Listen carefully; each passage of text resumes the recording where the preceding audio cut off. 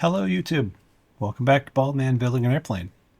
It's time to assemble this beast.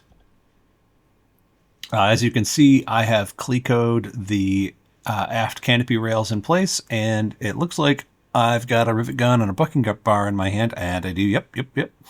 On the other side, I've already riveted the glare shield to the aft rails, and we're going to do it on this side now.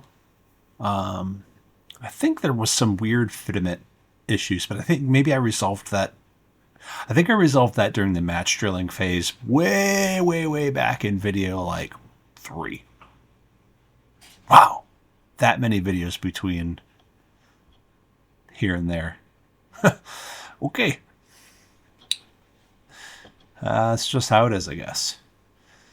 Some of these are really tight quarters, are really difficult to get. So again, the long AN 470 rivet set was super handy in these cases. Oh yeah, look at that. I'm reaming some of those out. Those rails do tend to be twisty, so I know that the front is not twisted, right? That glare shield, because all the work we did in the past videos to make sure it was not twisted. But then these rails are not a perfect fit.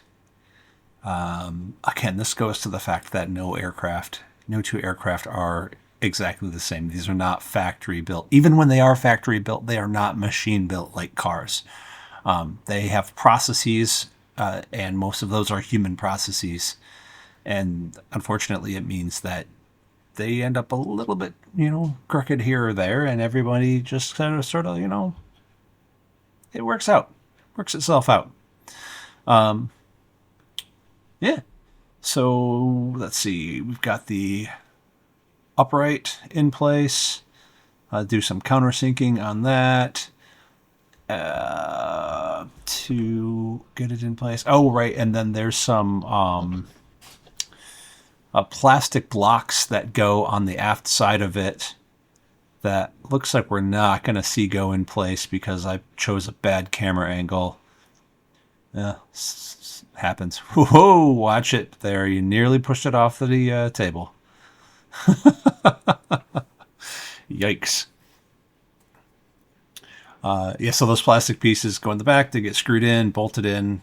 Although I don't think, now that I think of it, I don't think they're in yet.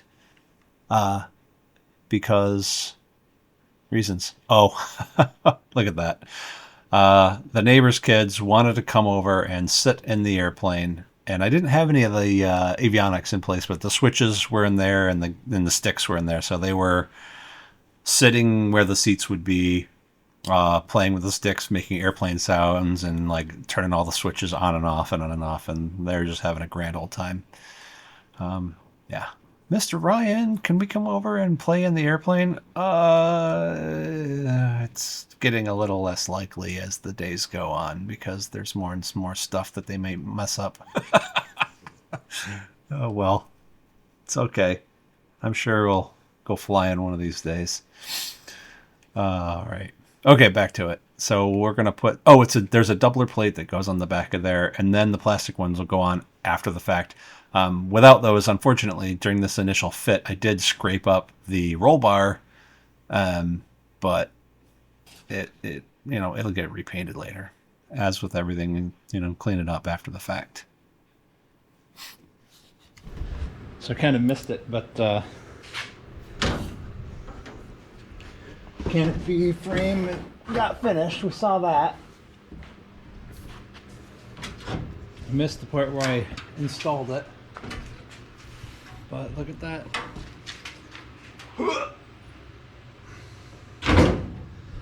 Now it's time to fit the big old plastic piece.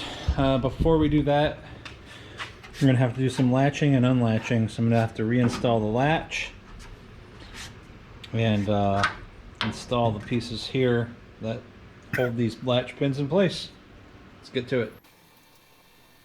It's pretty funny too. You notice I had to struggle to put the canopy down.